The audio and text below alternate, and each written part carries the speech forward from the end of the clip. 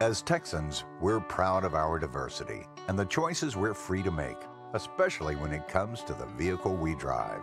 When you're ready for a new vehicle, First Financial Bank will work with you for pre-qualification. That gives you the strength of confidence to drive home in exactly what you want. Apply today at TexasStrongAutoLoans.com. We put you first at First Financial Bank because together we are Texas Strong.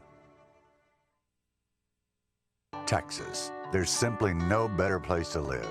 We're proud of our diversity and the choices we're free to make, especially when it comes to our choice of home. First Financial Bank will work with you for pre-qualification, so you'll feel the strength of confidence, knowing the house you choose will become your new home. Apply today at TexasStrongMortgage.com. We put you first at First Financial Bank because together we are Texas Strong. Member FDIC and Equal Housing Lender. The strength of a bank is not only measured through the numbers, but through the people as well. Even with recognition like being named one of America's best banks by Newsweek, or the only top 7 bank in the country each of the last 12 years in Bank Director magazine, we don't rest. We strive, we push, we serve, and we do it all. So that you know, at First Financial Bank, at First Financial Bank, at First Financial Bank, we put you first.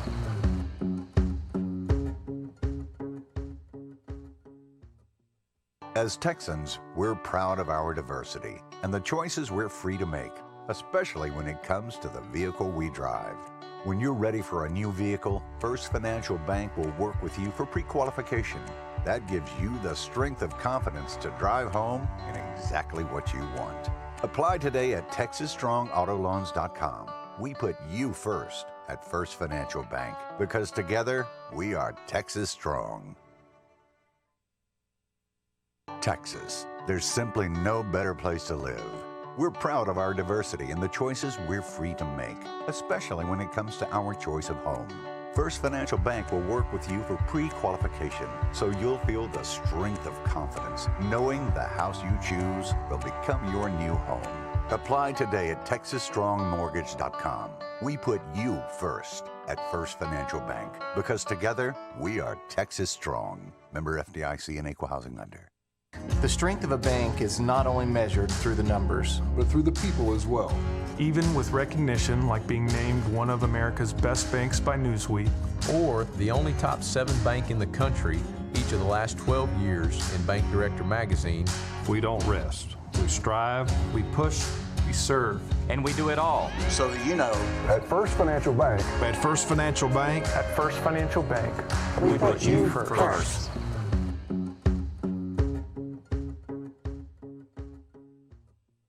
As Texans, we're proud of our diversity and the choices we're free to make, especially when it comes to the vehicle we drive. When you're ready for a new vehicle, First Financial Bank will work with you for pre-qualification. That gives you the strength of confidence to drive home in exactly what you want. Apply today at TexasStrongAutoLoans.com. We put you first at First Financial Bank because together we are Texas Strong. Texas. There's simply no better place to live. We're proud of our diversity and the choices we're free to make, especially when it comes to our choice of home. First Financial Bank will work with you for pre-qualification, so you'll feel the strength of confidence, knowing the house you choose will become your new home. Apply today at TexasStrongMortgage.com. We put you first at First Financial Bank because together we are Texas Strong. Member FDIC and Equal Housing Lender. The strength of a bank is not only measured through the numbers, but through the people as well.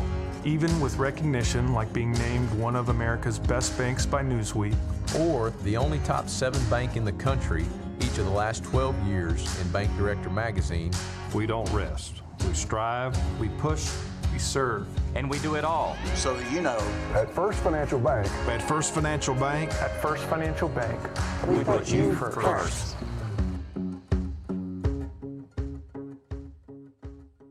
Good morning.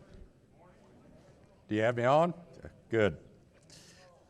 Well, welcome to the First Financial Bankshares 48th annual meeting since the company was organized as a multi-bank holding company in 1973. You can't imagine how good it is to see all of you. Gosh, what a great crowd.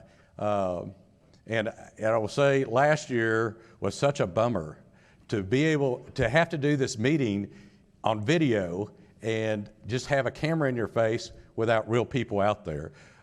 It was really strange, and I want to tell you how much we appreciate you being here today. And I'm sorry we're not hosting the luncheon.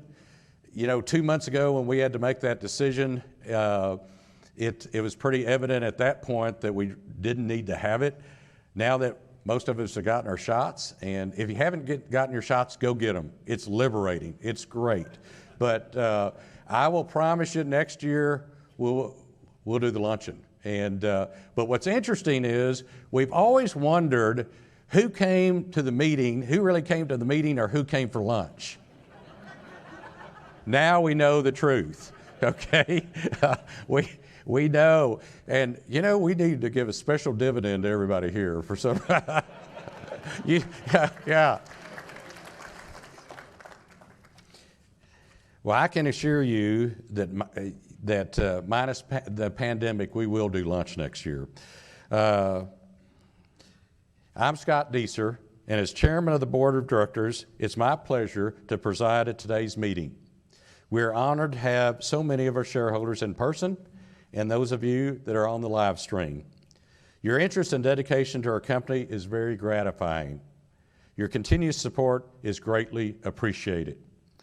Like 2 years ago, we are hosting this meeting in the conference center, which allows us to social distance, is more accessible, puts you up close so that you can see the presentations and hear them. And frankly, we think it's a lot more personal. We have a great story to tell, and we don't want you to miss any part of it. As set out in the proxy statement dated March 12th, 2021, our directors, Tucker S. Bridwell and David L. Copeland, are serving as our proxies and are authorized to vote in accordance with your proxy card, which was completed and returned by mail, computer, or by phone. All proxies received prior to the meeting will be voted in accordance with the instructions contained in the proxy statement. If you have revoked your proxy prior to the meeting and you are voting today at this meeting, please mark your ballot, raise your hand, and we will collect your ballot at this time to submit them to Mr. Copeland and Mr. Bridwell so that they can tabulate these votes with the proxies previously received. Has anybody not voted yet? I know a few voted earlier, so we've got all those, and they can tally those. While Mr. Copeland and Mr. Bridwell tabulate the number of shares represented, either in person or by proxy, I'd like to introduce our senior management, who truly are the ones that lead this company. I'd ask each one of them to stand and remain standing to be recognized as a group. I'd ask each of you to pay particular attention to the experience level of each one of these professionals as we call them out. Scott Deeser, Chairman of the Board, President and Chief Executive Officer. Ron Butler, Executive Vice President and Chief Administrative Officer, and also CEO of the Abilene region. James Gordon, Executive Vice President, Chief Financial Officer. Gary Gregg, Executive Vice President, Chief Lending Officer. Luke Longhofer, Executive Vice President, Chief Credit Officer. Randy Rowe, Executive Vice President and Chief Risk Officer. John Ruska, Executive Vice President and Chief Information Officer. As you can tell, we have a lot of chiefs. And here's one that's not a chief, but he acts like one. Kirk Thaxton, Chairman, President, and CEO of First Financial Trust and Asset Management Company. And that's your management team. Thank you.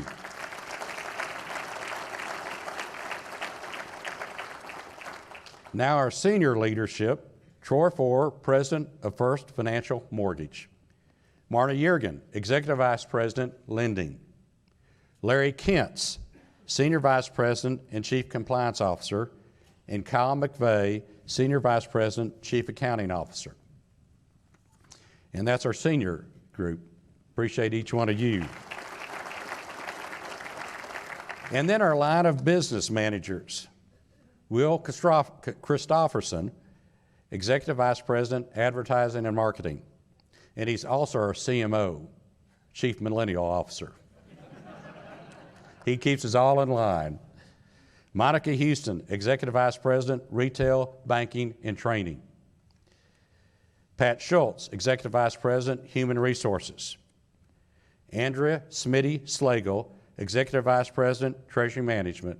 And I will tell you, we are so glad to have Andrea back at work. She has been fighting cancer, and this is her first week back, and we appreciate you so much.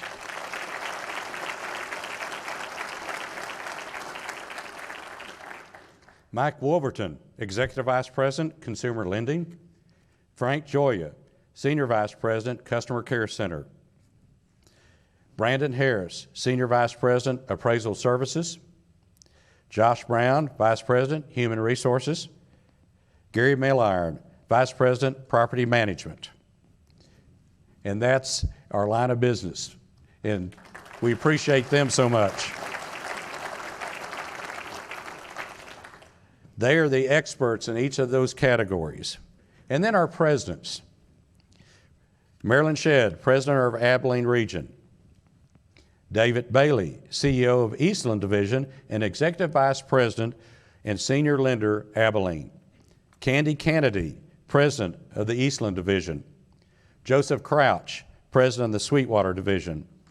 Robert De La Cruz, Chairman, President, and CEO of our Hereford Division, or Region. Chris Evett, Chairman, President, and CEO of San Angelo. Austin Elsner, Chairman, President, and CEO of our Cleburne Region. Trent Swearingen, Chairman, President, and CEO of Stephenville.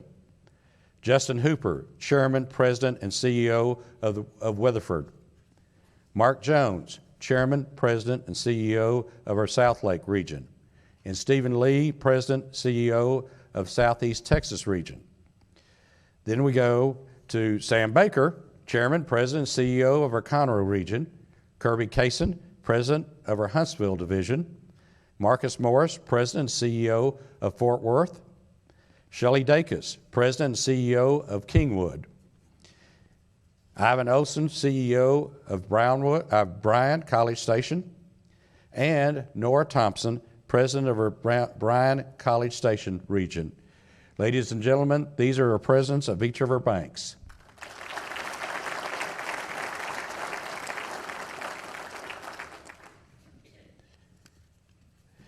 Each of our bank regions, as well as our trust and technology companies, are guided by very capable boards. Altogether, we have 125 business and professional leaders, other than bank presidents and company representatives, who serve our 12 regions, our trust and technology companies. As we say, our boards are made up of the movers and shakers of the communities that we serve. Their guidance and counsel are greatly appreciated, and their influence in the markets we serve is vital to the ongoing success of this organization. We thank them for their time, direction, and dedication. For the past 18 fiscal years, the accounting firm of Ernst & Young, LLP, has performed the audit of our company. We appreciate their professionalism, and we are pleased to have representatives from our firm join us at today's meeting. Matt Whipp, partner, and Jeff Kuhn, senior manager, are here today representing the firm and are available for questions. And all the hard questions get directed to these two guys right there. Let me tell you, they're not easy either. What's going on in the accounting world today is a lot different than what it's ever been. And it's hard for them and it's hard for us. Now that I've had the opportunity to introduce our management team and auditors, we can move along with today's official business. In accordance with the annual meeting notice and the proxy materials that were mailed on March 12, 2021, to all shareholders of record as of March 1st, 2021, there are 4 items that require official vote of the shareholders. These were covered in detail in the proxy materials. However, as we present these items, If any of you have a question, please raise your hand and let us recognize you so that you may ask your question.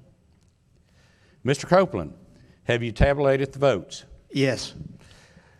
Mr. Copeland, will you please give us the number of shares that are represented by proxy and in person? The total number of shares voted by proxy or in person, 124,870,342 shares, which represents 87.8% of the outstanding shares.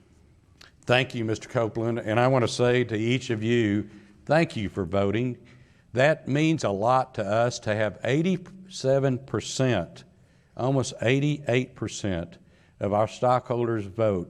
Says that's the biggest vote of confidence you can have.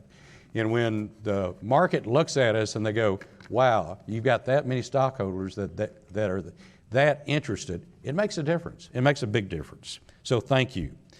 Okay, the number of shares represented constitute a quorum. Therefore, the meeting is properly and duly convened. That being the case, it is our standard procedure not to read the minutes from last year's meeting. Mr. James Gordon has those minutes in hand, and that meeting which was held April 28th, 2020. That meeting had 3 official items of business, those being the election of directors, the ratification and appointment of independent auditors, and the advisory vote on the compensation of our named executives. All 3 items were approved by the shareholders. As set out in the proxy statement dated March 12th, 2021, we have 4 official items of business for this meeting. Our first item is the election of directors to serve on the corporate board for the coming year. As stated in the meeting notice and the proxy statement, the Nominating Corporate Governance Committee and the Board of Directors have recommended that 11 directors be elected, all of whom are currently serving as your Board of Directors. The nominees and their primary businesses are as follows. And I'd like for each one of them to stand as I introduce them and remain standing. April Anthony of Dallas, CEO of Encompass Home Health and Hospice and Executive Chair, Home Care Home Base. Vianey Lopez Braun of Fort Worth, Chief Development Officer, Decker Jones, PC. Tucker S. Bridwell of Abilene, President of Mansfield Investment Corporation. David L. Copeland of Abilene, President of SIPCO, Inc. and the Shelton Family Foundation. Mike B. Denny of Abilene, Owner, President of Batcher and Associates. F. Scott Deeser, Chairman of the Board, President and Chief Executive Officer of First Financial Bankshares, Inc. Murray H. Edwards of Clyde, Principal, the Edwards Group. Tim Lancaster of Lubbock, retired President and CEO of Hendrick Health System. Kate L. Matthews of Amarillo, Ranching and Investments. Robert C. Nichols of Kingwood, Executive Chairman of the Legacy Group, Inc., LLC. And Johnny E. Trotter of Hereford, President and CEO of Livestock Investors Limited. Congratulations, gentlemen. Thank you. This is your board. Okay, Mr. Copeland, please give us the tabulation of votes. All nominees received in excess of 97.6% of the shares voted. That's outstanding, and y'all are duly elected. That's great. Thank you. And let me tell you what a great board this is. They're into it. You just can't find a board that's more into what we do, knowing what we do, but making sure we're going the right direction and giving us the support that we need. And I couldn't ask for a better board than what you've given us, to say the least. The second item of business is to ratify the Audit Committee of the Board of Directors' appointment of Ernst & Young, LLP, as independent auditors for the fiscal year ending December 12, 2021. As noted in the meeting notice and the proxy statement, The Board of Directors has recommended the appointment of Ernst & Young LLP be ratified. Mr. Copeland, the totals in this regard. The number of shares voting for the appointment, 123,157,018 shares. Voting against, 1,373,739 shares. Abstaining, 339,585 shares. Thank you, Mr. Copeland. That's a majority, and the appointment is ratified. You guys have a job for another year. That's good. That's good. The third item of business is the advisory vote on compensation of our named executive officers, pursuant to the Securities and Exchange Commission rules. We are again conducting a shareholder advisory vote referred to as Say on Pay, to give shareholders the opportunity to express their views on compensation of our named executive officers and the executive compensation philosophy, policies, and programs described in the proxy statement. As noticed in the meeting notice and the proxy statement, the Board of Directors recommends approval of the resolution approving the compensation of named executive officers. Mr. Copeland, the totals. After excluding for broker non-votes, those voting for 101,207,066 shares, voting against 1,929,251 shares, abstaining 1,069,028 shares, or 97% voting for. Thank you, Mr. Copeland. That's a majority, and the advisory resolution is approved. Okay, the fourth and last item of business is to approve the First Financial Bankshares, Inc. 2021 Omnibus Stock and Incentive Plan, which is intended to succeed our 2012 Incentive Stock Plan, or Stock Option Plan, and the 2015 Restricted Stock Option Plan, or Stock Plan, and authorizes 2.5 million shares available under the plan. As noted in the meeting notice and the proxy statement, the Board of Directors recommends approval of the 2021 Omnibus Stock and Incentive Plan. Mr. Copeland, the totals in this regards. Once again, excluding for the broker non-votes, there are 102,125,827 shares voting for, 1,441,304 shares voting against, 638,214 shares abstaining, for an approval rating of 98%. Thank you, Mr. Copeland. That's a majority, and the Omnibus Stock and Incentive Plan is approved. Okay, this concludes the official business, and we appreciate the strong approval, a very strong approval, of the four proposals recommended by the Board of Directors this morning. There being no further official business to come before the meeting, the 2021 annual meeting of First Financial Bankshares is now adjourned. James Gordon will now present our financial results, and Kirk Thaxton will discuss highlights and activities for the trust company. Then it will be my pleasure to present the 2020 and current activities of the company. James?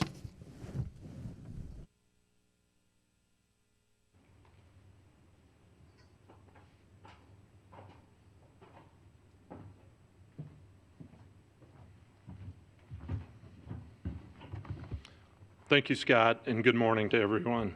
I'm extremely excited to be with you today here in Abilene or via our live stream broadcast. Also, as I close in on my first year, I feel truly blessed to be a part of the First Financial family. First, a look at our 2020 financial highlights during a challenging but opportunistic environment for First Financial. We are extremely proud but humble to accomplish our 34th consecutive year of increased earnings. Our net income of $202.1 million compared to $164.8 million for 2019, which represents a 22.6% increase. Contributing to our growth was an increase of $60.8 million in net interest income, primarily driven by our growth in net loans held for investment of $977 million to $5.17 billion at year end, and an increase in investment securities of $980 million to $4.3 billion at year end. Additionally, our deposits grew by $2.07 billion from last year to $8.68 billion at year end. In summary, our growth was driven by strong organic growth, the Paycheck Protection Program, or commonly referred to as PPP loan originations, and the acquisition of the Bank and Trust of Bryan College Station on January the 1st, 2020, adding $455 million in loans and $552 million in deposits. Our trust business continued its growth with fees of $29.5 million, up 3.98% for the year. Kirk will provide additional details on our trust company shortly.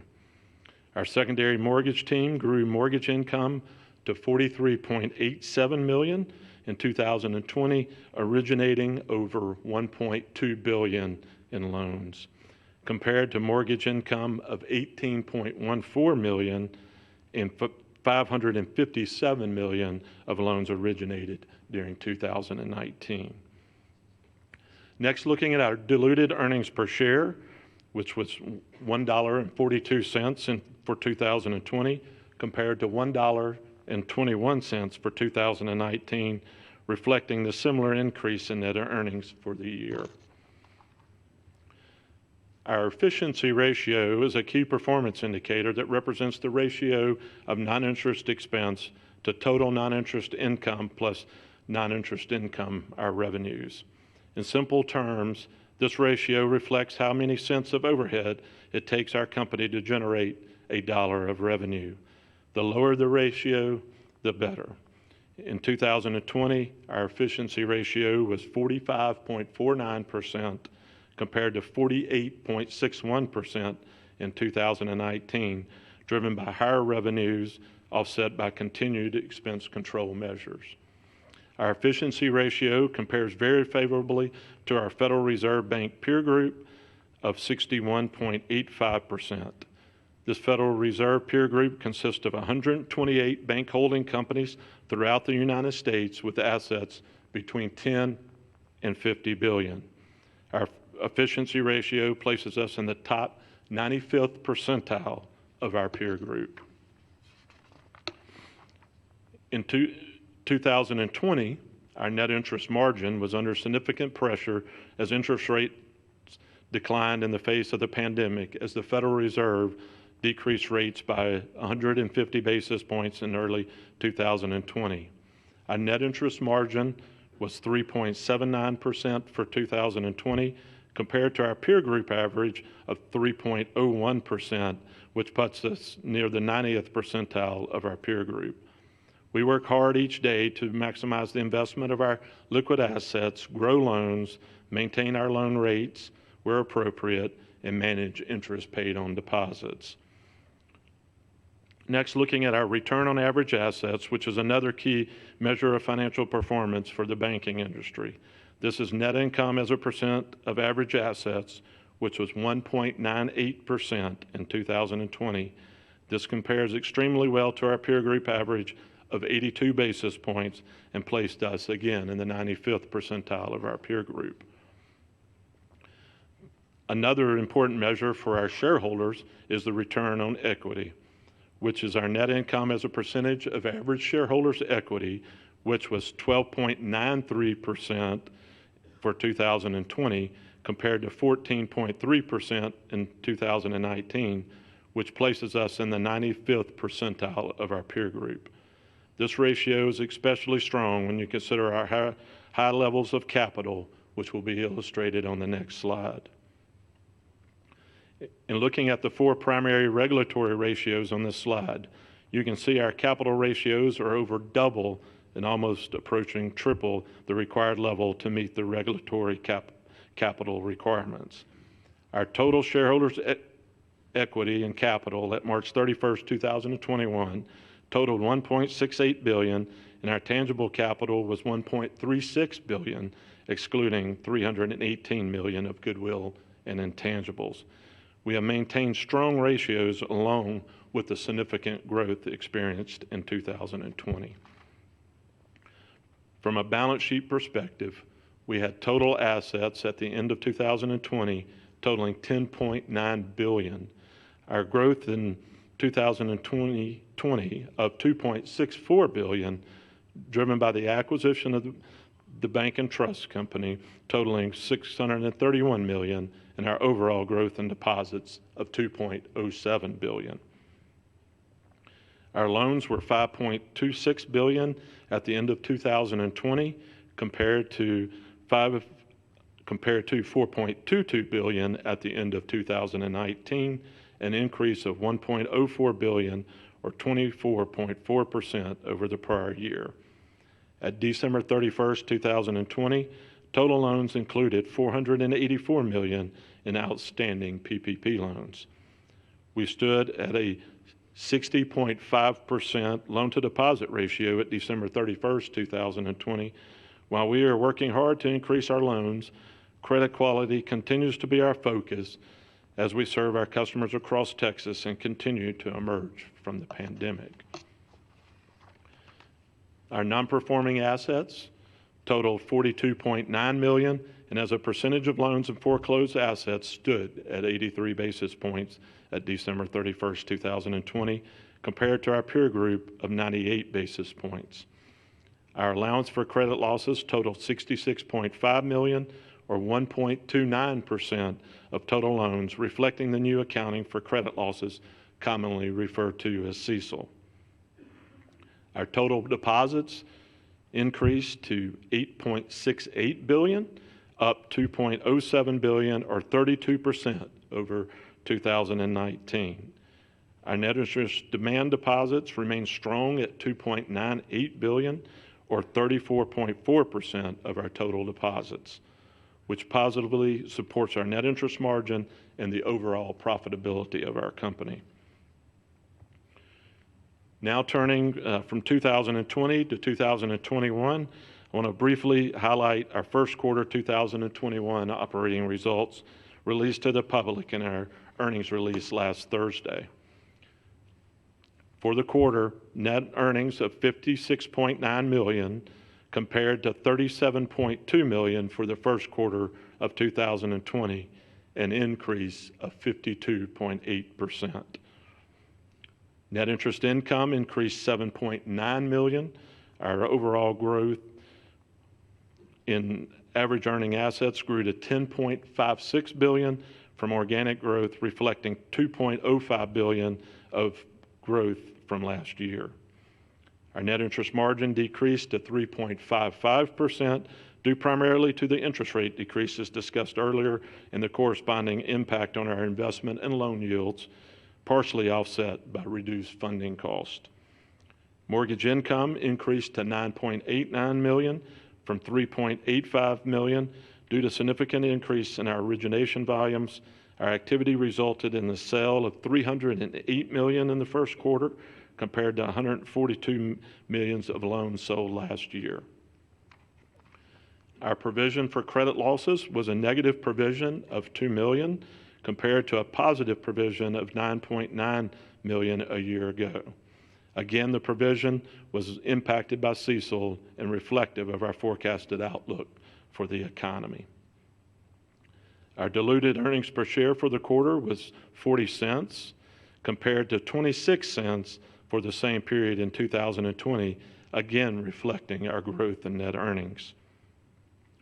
We ended the first quarter with assets totaling $12.1 billion, up $2.4 billion over March 31st, 2020, driven again by our strong growth in deposits.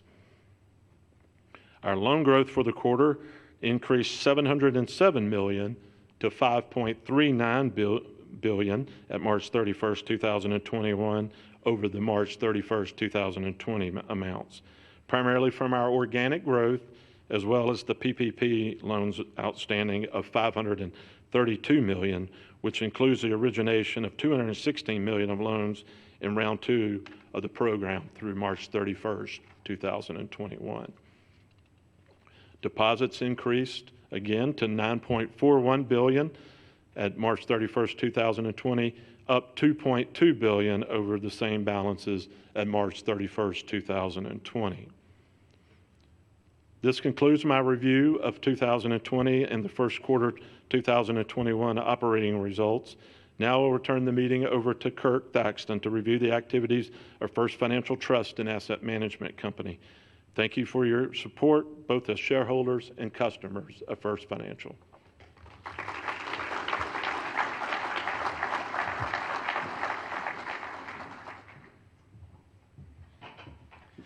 Good morning. First Financial Trust enjoyed another successful year in 2020. The book value of our assets surpassed the $5 billion milestone, increasing $541 million to finish the year with a book value of $5.4 billion, an increase of 11.2%.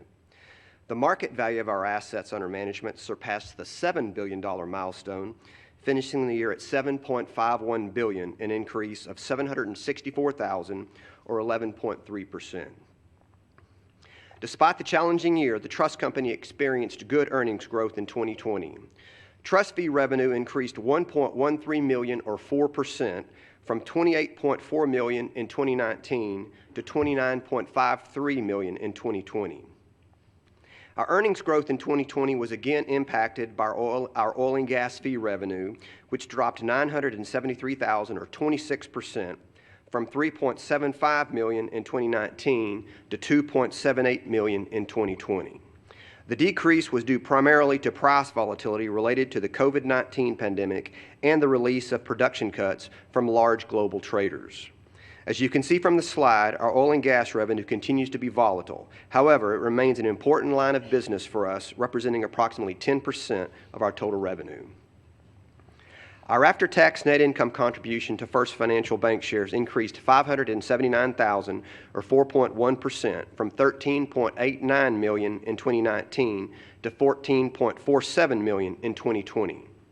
Our Beaumont office led the way with net income growth of 125%, followed by our Fort Worth and Sweetwater offices, which had increases of 13.85% and 12.7% respectively. As has been well documented and discussed, the equity markets had a roller coaster year in 2020. After being down as much as 30.43% on March the 23rd, the S&P 500 finished the year with a positive return of 18.39%.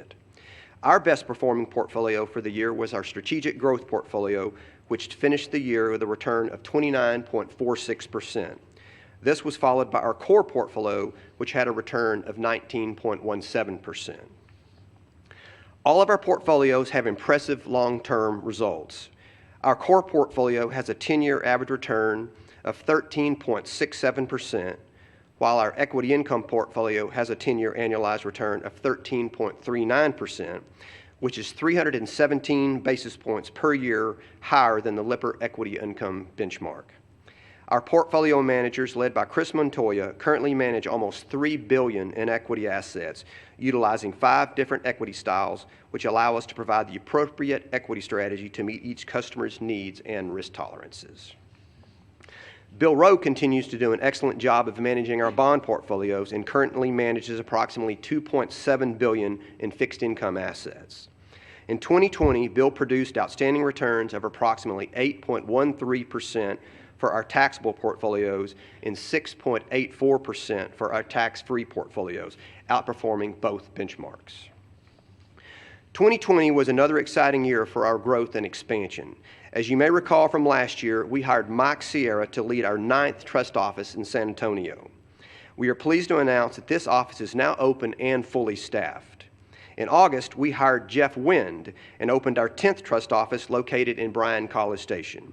We're excited about the growth opportunities for this new market. Given Jeff's experience, we're confident that we'll be able to make an impact for us. We're also pleased to announce that we added to our board leadership this year with the election of Watt Matthews and Katie Alford. Watt is from San Antonio and is vice president of the Leggett Foundation and the Kickapoo Springs Foundation. He will also be serving on our investment committee. Katie is from Abilene and is the president and CEO of the Community Foundation of Abilene. Watt and Katie will be valuable additions to our board, and we look forward to their leadership. We are pleased to announce that the first quarter of 2021 has started off very positive. We have seen good asset growth and net income growth of over 8%. We feel like the first quarter growth has us positioned for a great 2021. The foundation of our business has always been based upon relationships. We are fortunate to have worked with many families for generations. Whether it's our experience in investments, mineral management, property management, or trust and estate administration, our highly talented and experienced team remains dedicated on providing unparalleled customer service to you and your families for generations to come. Thanks to each and every customer of First Financial Trust for allowing us to serve your trust and investment needs. For those of you who are not yet our customers, we look forward to the opportunity. Thank you for your attention this morning, and I return the podium to Scott.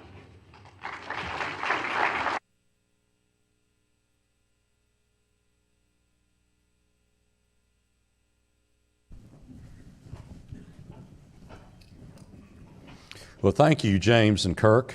As you can see, the bank and the trust company are doing very well, to say the least. And if you're not doing business with the trust company, you ought to at least check it out. They do an outstanding job. All right, we're going to talk about the company. And what a year. We've really been through it, to say the least. All of us have. But here we are, confronted by a global pandemic, the shutdown of the country, lower oil and gas prices, 2 hurricanes, and 1 tornado. We stayed Texas strong. During 2020, we kept our doors open, served our customers, and safeguarded the health of our associates. By doing that, we achieved extraordinary organic asset growth of more than $1.9 billion, excluding the acquisition of Bryan College Station. Despite the challenges we faced, we ended 2020 with record annual earnings and entered 2021 with a very strong momentum. That growth rolled right into the first quarter of this year with another $1.2 billion growth in assets.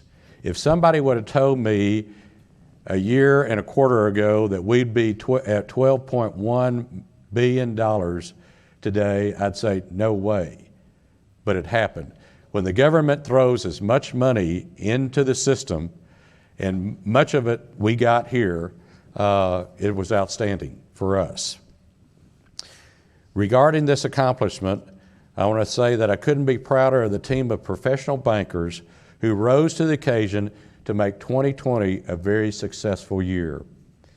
We decided early on that unlike other banks across the country, we were not going to lock our doors. We would learn to manage through the pandemic, and we would be here to serve our customers. We split our workforce in our larger non-customer areas in half. Half of them went home, half of them stayed so we could social distance. This enabled us to implement social distancing for the on-site group while other half worked from home. Acrylic sneeze guards were put up at every teller window and desk to protect our customers and our employees.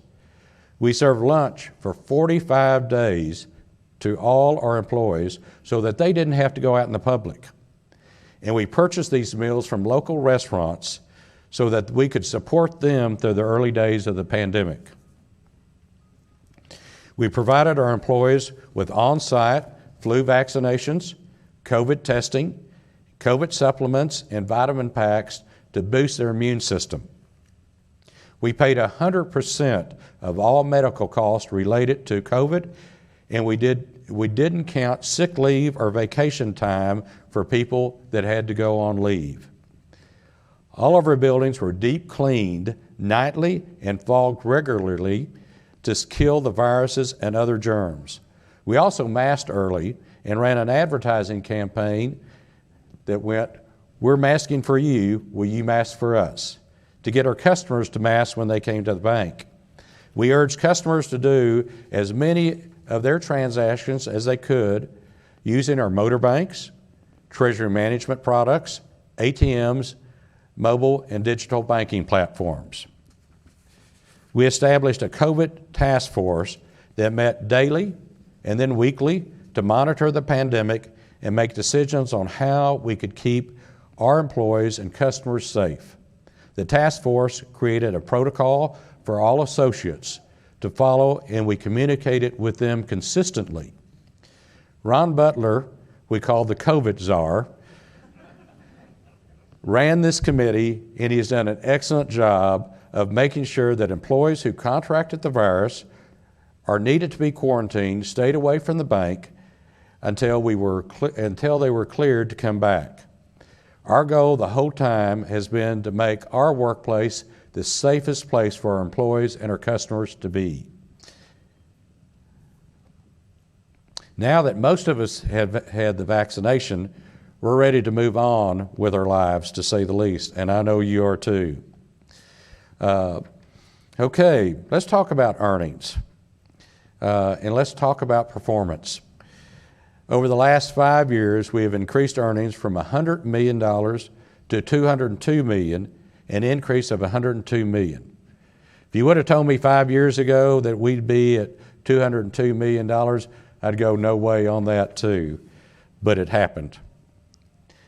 The past 5 years, the returns for you as our stockholders, our compounded average return has been 20.93% a year, which is amazing, just amazing. But this is another slide that's really interesting. Going back to 1973 when we went public, we've increased earnings. We made $1 million that year in 1973. And to this year of making $202 million, and that's over 47 years. Okay, many of you have experienced this because you were stockholders in 1973.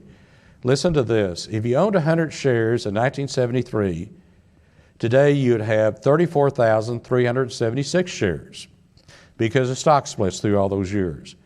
Those shares in 1973 were worth $4,900. And at the end of 2020, those shares are now were worth $1,243,380, a 12.5% average annual return, excluding dividends over that period of time.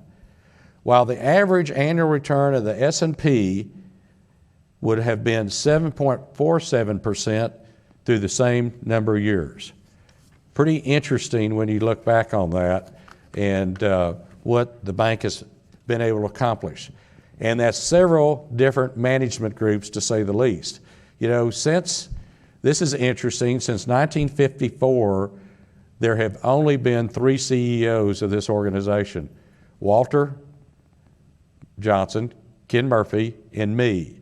And so it's interesting to see over that period of time, 1973, Walter was running things, then Ken came in, and then we've moved right along. That consistency is extremely important, to say the least. As we have always said, we can't control the stock price, but we can work hard to consistently increase earnings, which ultimately drives the stock price. People come up to me all the time and say, why is the stock price where it is? I don't know. I don't know why the market does what it does. Sometimes we can put out the best earnings and the price goes down. Sometimes something can happen and the price goes up. You just never know what the market's going to do. But this year the market's been very generous to us, hitting a high of 51.60 while moving back down.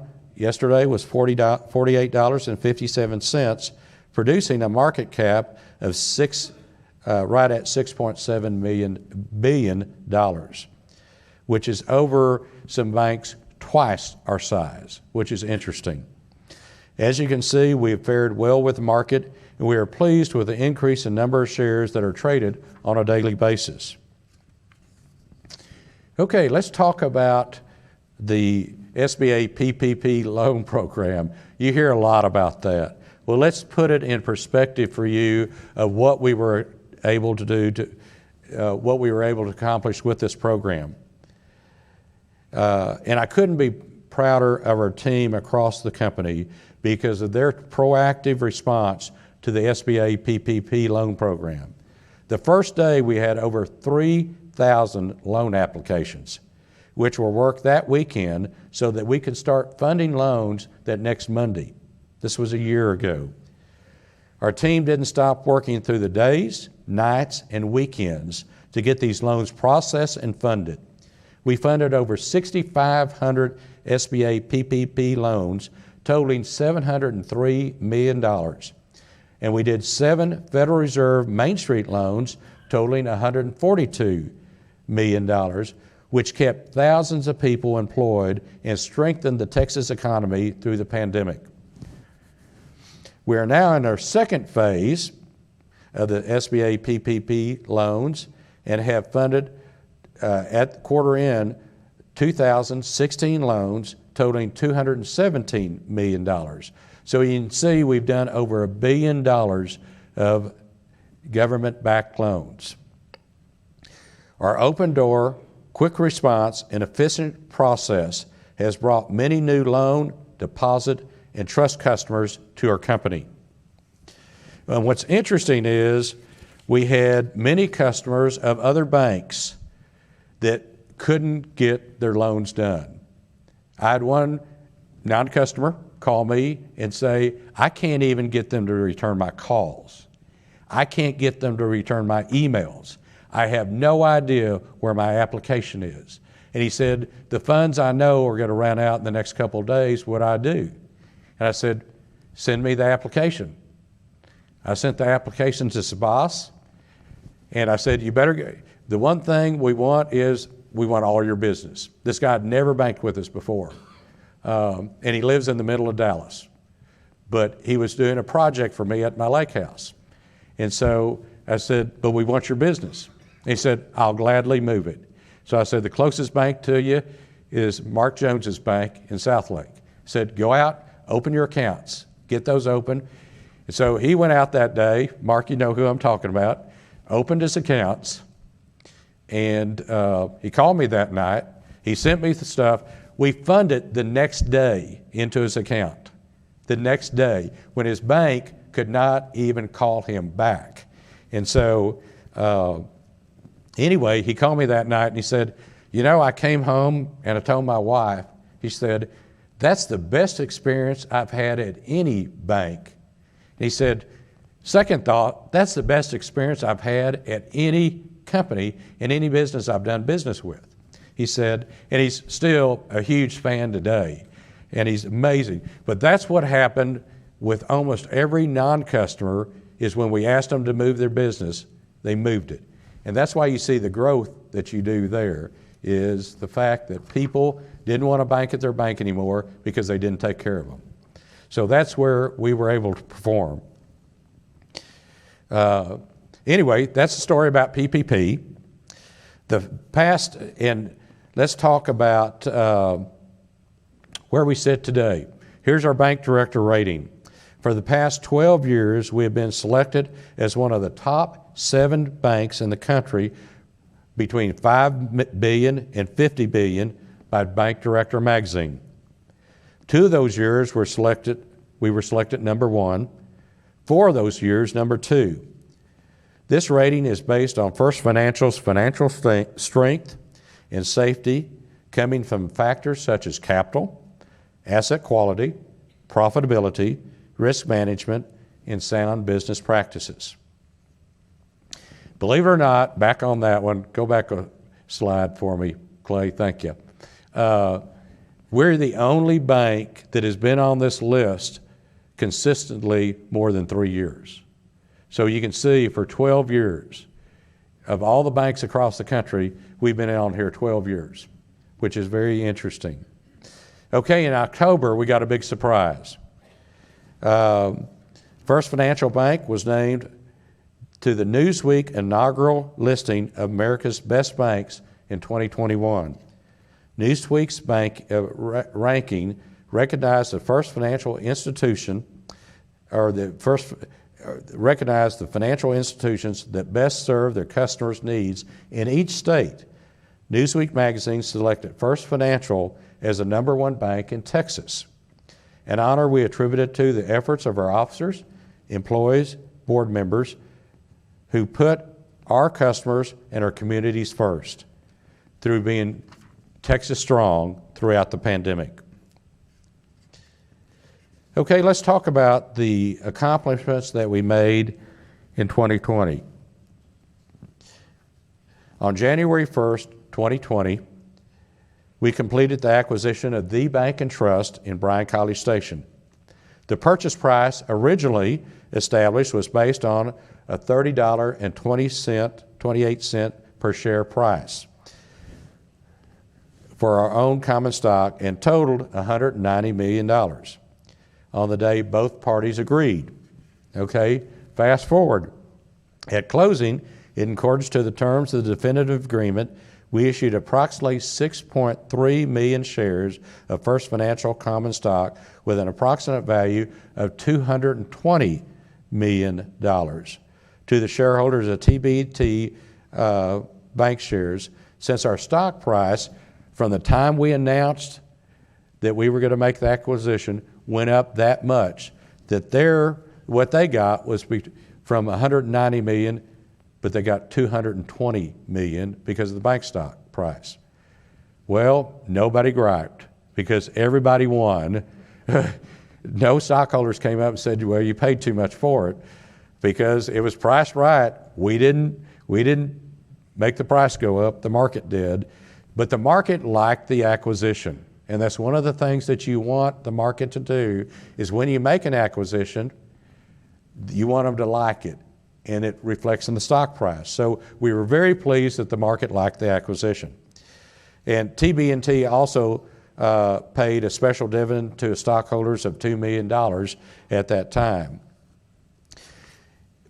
Right the day before we closed, the Bank and Trust had total assets of $631 million, loans of $455 million, and total deposits of $551 million.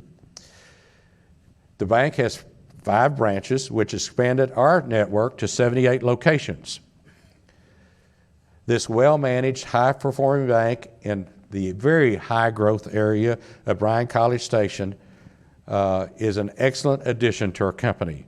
You know, between the 3 universities there, they have 90,000 students. Can you imagine the economy 90,000 students brings? It's amazing. It is amazing. With the new expanded products and services that we brought to the table for the Bank and Trust, which was mobile banking, treasury management, trust services, and a larger lending capacity, we now see this 12th region. It's interesting that it's our 12th region, our 12th man region, growing and contributing nicely to the bottom line of our company. An interesting note that most of you don't know, the founder of our bank, Fleming James, was one of the founders of Texas A&M University. And his brother, John Garland James, was the second president of Texas A&M University. Years later, Fleming's son, Henry James, who was president of the bank for 26 years, was the founder of McMurray College, which is now McMurray University. And so we're very proud of that, the fact that the history of our bank, I always say if the James family came back today to see what they'd created, not only in our bank, but if they went down to A&M and to McMurray to see what they created and where it is today, they would be amazed, totally amazed. What was really nice is when we bought the bank and did our ads, we were able to say, you know what, we were part of this years ago and we're coming home. And so it's really cool that we lined up the two things. And it's helped our acceptance down there, to say the least. Okay, let's talk about our footprint. As you can see, First Financial Bank Bryan-College Station fits very well into our footprint with our operations that span from Hereford in the Panhandle to Orange and Southeast Texas. This reflects our philosophy of continuing to be the community bank that doesn't focus on the big cities, but in the smaller communities around the big cities, where we're not in fighting the big banks, but we're the big fish in the small market, where you got the growth factor off the big cities. This philosophy has worked well for us, being spread across the state and creating a diversity of types of customers and economies to make up our bank.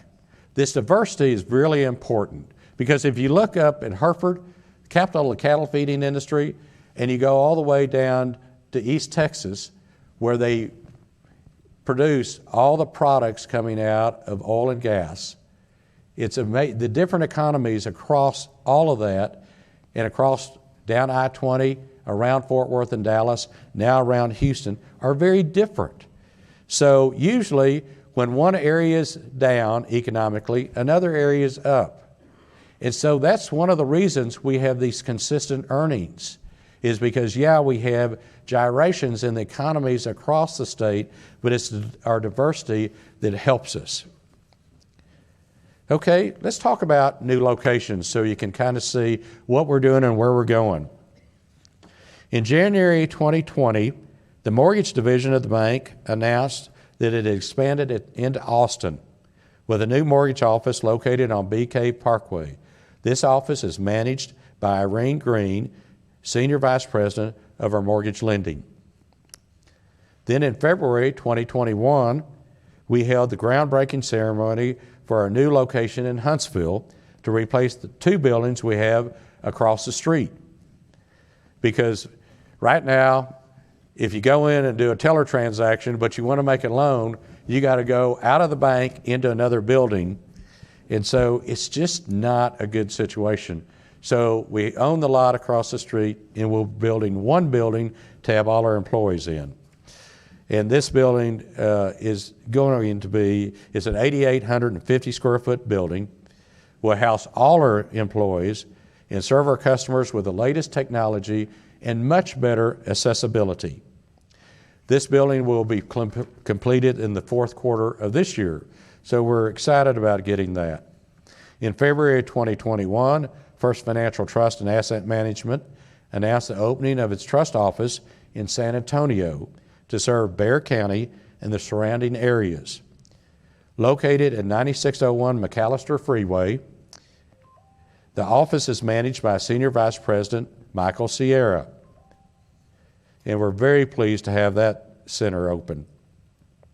This month, we're moving into the 52,800 square foot newly remodeled operations center, which will house technology, operations, training, and call center.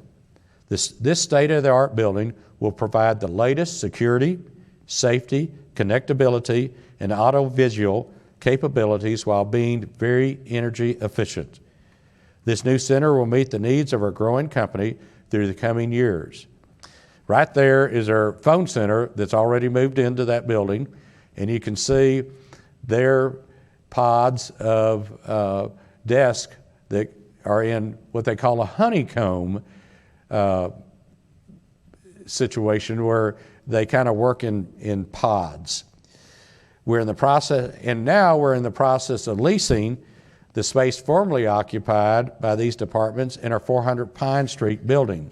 So if you know of anybody that's looking for lease space, we've got almost 2 floors that we'll clean out over the next couple months, and they'll all move out there, and so we'll have some lease space.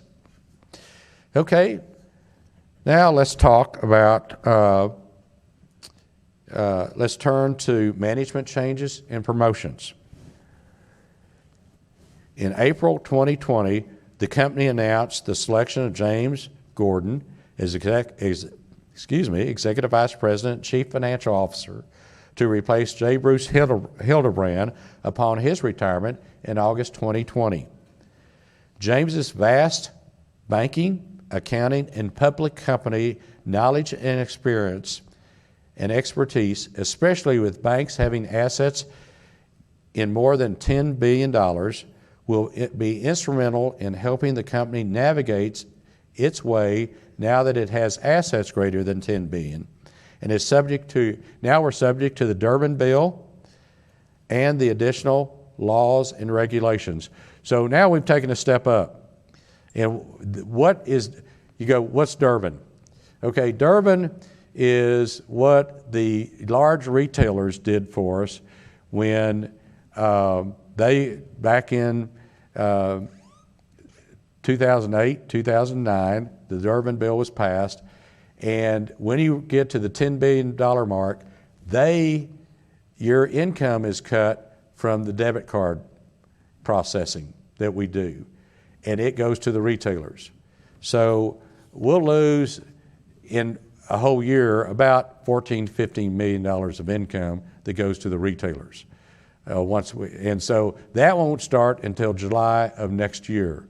The Fed has given us, because they realized we did so well in what the government wanted us to do in the PPP program, and that's the reason we grew. And so they've given us a year before we have to go into that program, which we appreciate greatly. So anyway, that's kind of why James is so important. He has been at a bank, in several banks, larger than 10 billion. So he kind of knows where we're stepping in. And then in May 2020, David Bailey was promoted to Executive Vice President and Senior Lender for the Abilene region while still serving as CEO of the Eastland Division. David holds a Bachelor of Business Administration finance degree from McMurray University. Then in May 2020, Candy Kennedy was promoted to President of our Eastland Division, which is her hometown. She holds a Bachelor of Business Administration degree from Tarleton State University. In June 2020, Patricia Schultz was named Executive Vice President of Human Resources. Pat comes to First Financial with more than 30 years' experience as Chief Human Resources Officer and consultant. She's led the Human Resources departments for large companies and holds several professional designations. She has an extensive background in diversity and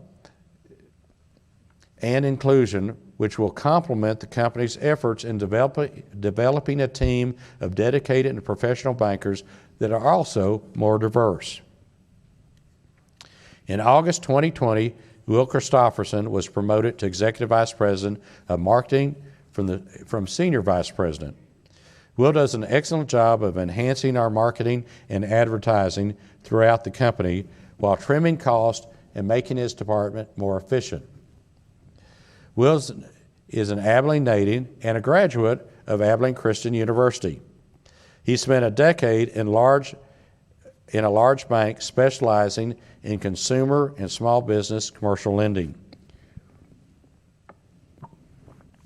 Then in December 2020, Shelley Dacus added the title of CEO to her existing title of President of our Kingwood region. Shelley has more than 16 years' experience and was part of the team at Commercial State Bank, which First Financial Bank acquired in 2018. She holds a Bachelor of Business Administration finance degree from Sam Houston State University and is a graduate of the University of Wisconsin Graduate School of Banking and the Texas Bankers Association Management Development. Then in June 2021, Nora P. Thompson was promoted to President of First Financial Bank, Bryan College Station. Nora has more than 30 years' experience in financial services and mortgage lending. Prior to its acquisition, she was a key part of the leadership team of Texas Bank and Trust, or the Bank and Trust, where she served as Executive Vice President and Senior Lender.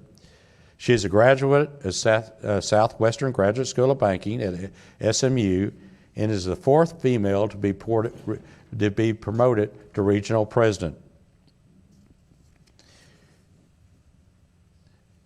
This is an ad that I really like. This is a piece we put out on social media to encourage people to come to work for the bank.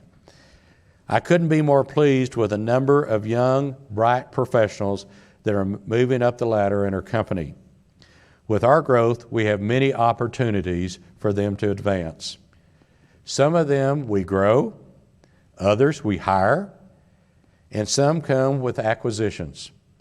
But here are 7 presidents who came to the bank right out of college, went through our training programs, attended graduate schools of banking, received lots of experience, and now are presidents of different regions throughout our company. We call this a training program that works, and it proves that you can come to First Financial Bank, like me and many others, get the training and education that you need for high-level positions. Speaking of young professionals that I am extremely proud of, there is a person that is being honored today with the Walter Johnson Award, which is the company's highest honor bestowed upon a person who has contributed greatly and advanced our company to new heights, just as Walter Johnson did. This award has only been given 8 times in the last 15 years, and it's bestowed for the 9th time to Sabas Sanchez, Vice President of SBA Lending for the company. Sabas, come on up while I talk about you.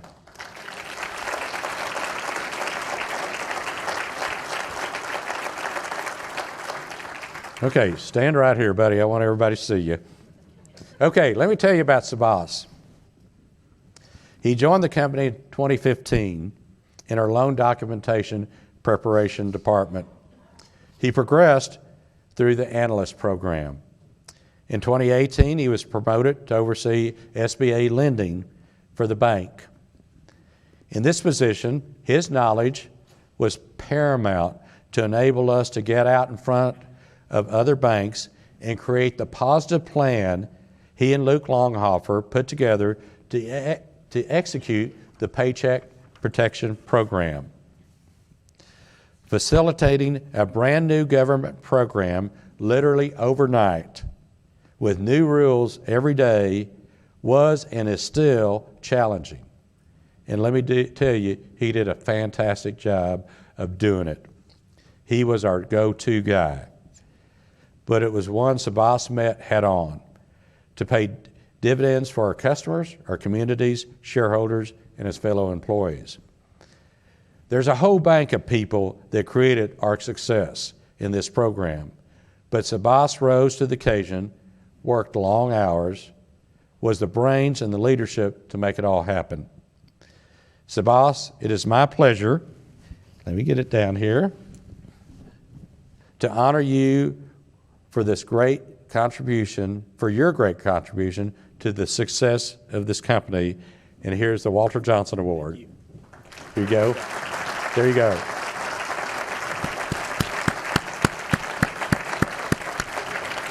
Okay, let's stand over here.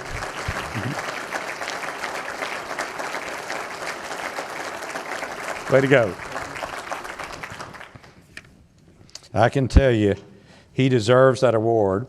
And with Sabas today is his wife, Dee. Dee, would you stand? And his mother, Alicia, and his dad, Sabas Sr.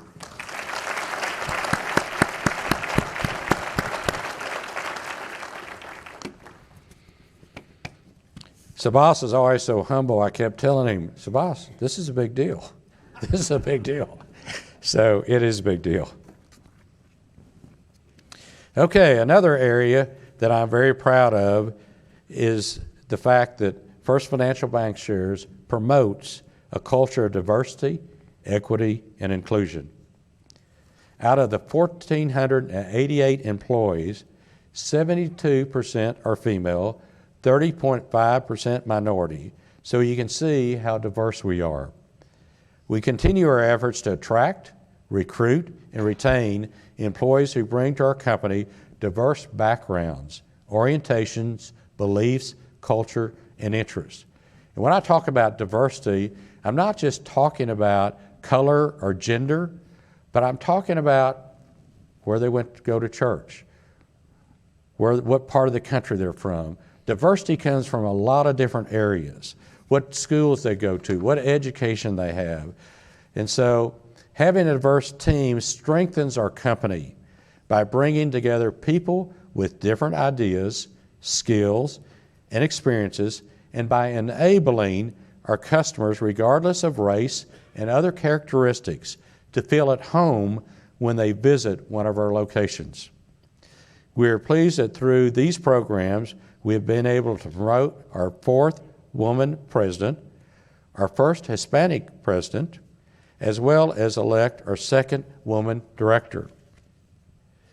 We also continued to refresh and diversify our regional boards, which are made up of the movers and shakers of the communities we serve.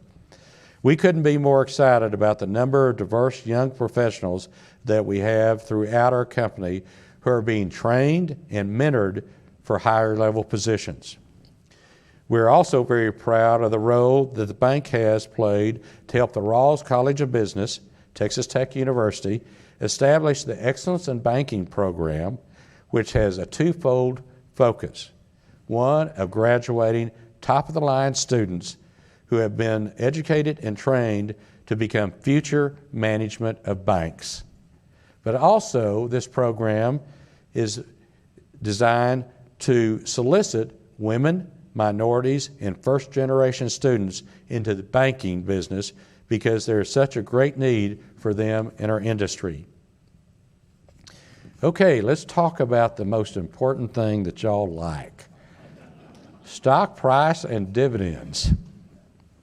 As you can see from the slide over the past 5 years, our annual dividends have increased from 35 cents to 51 cents, an increase of 46 cents.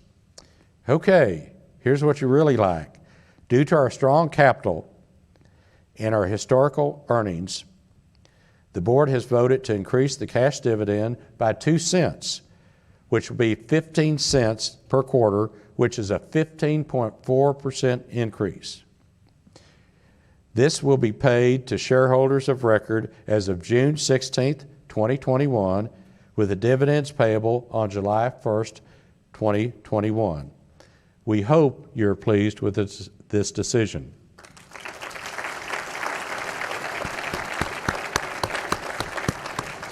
And if you get a chance, you can thank our board. They're right here before you leave. It's always nice to leave this meeting with a present. That's your present. Okay? All right, future opportunities. The one thing that differentiated us from other banks last year is that we didn't look at the pandemic, the shutdown of the economy, lower oil and gas prices, 2 hurricanes, and a tornado as hurdles to performance. We totally threw out the negatives. We looked at it as an opportunity to serve our customers and communities and excel above other banks. That is exactly what we did and what we plan to keep doing. Our Horst Schulze training, our mission and vision statements, our 21 non-negotiables keep our entire team focused on excellence. We will take the business that we earned and that we gained through the pandemic, and we will continue to grow with that positive momentum that we have today. As in the past, we are proceeding strategically on the acquisition hunt. We're searching diligently to acquire at the right price well-managed banks that fit our culture and will bring long-term value to our stockholders. Consolidation across the industry will continue, and we will play a role in that. We will continue to improve our bottom line by growing loans and deposits, enhancing non-interest income, while controlling expenses. I couldn't be prouder of this very professional team that I have the honor of working with. They have already proven that they are tireless, dedicated, hardworking, tenacious, and smart. I'd rather weather any storm with them than any other bank group across the country. I thank each one of them, along with our customers, stockholders, and our board, and the communities that have made us what we are today and have made us Texas strong. To you, our stockholders, thank you so much for your strong support, and especially your loyalty through all these years. You're certainly the wind beneath our wings, and we're here to put you first. And as we have for the last 130 years. Thank you for attending and watching today and being part of this annual meeting. Now, I think Butler's got something that I walk in and he goes, I've got something that I got to get up and talk about. So I'm going to give the podium to Butler, which is dangerous.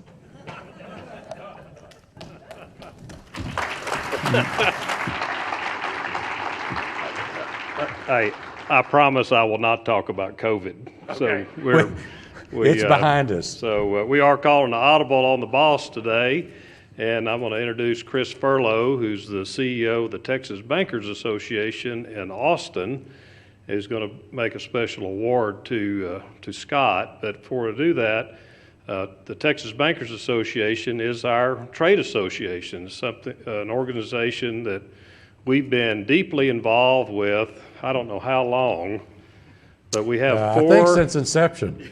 But four chairs of the Texas Bankers Association: Walter Johnson, Ken Murphy, Mike Malden, retired from Hereford, and Scott Deeser. So we have a deep background and a great partnership with TBA. Please welcome Mr. Chris Furlow.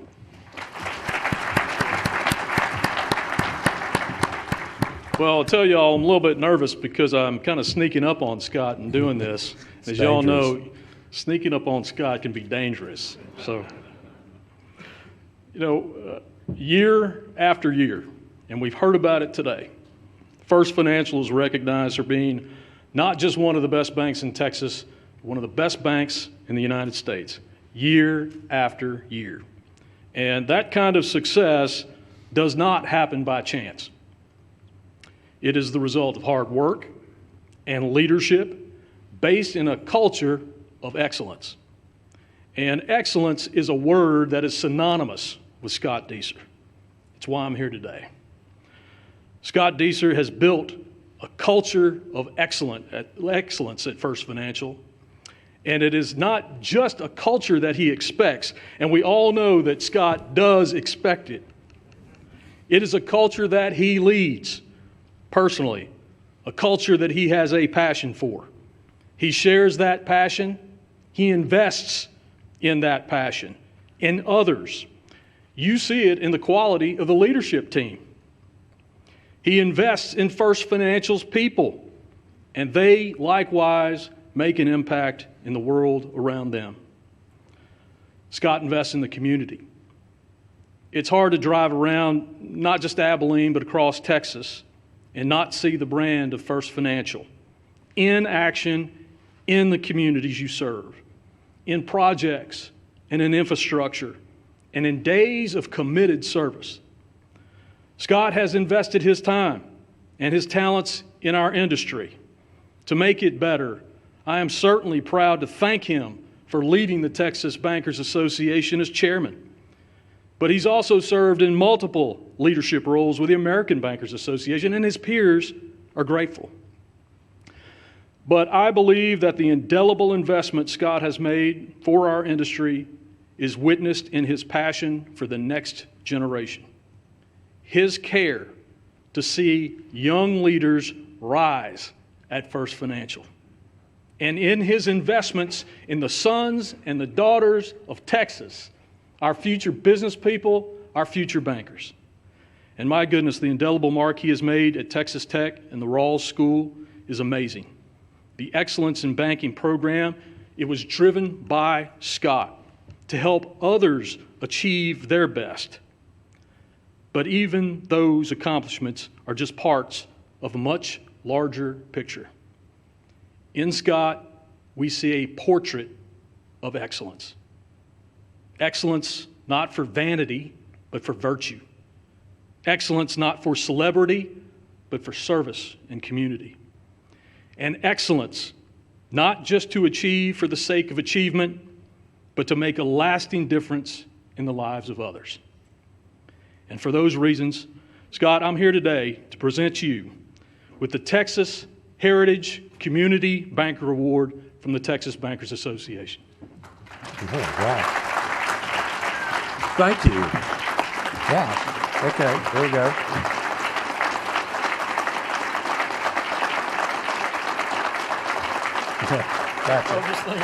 Gotcha.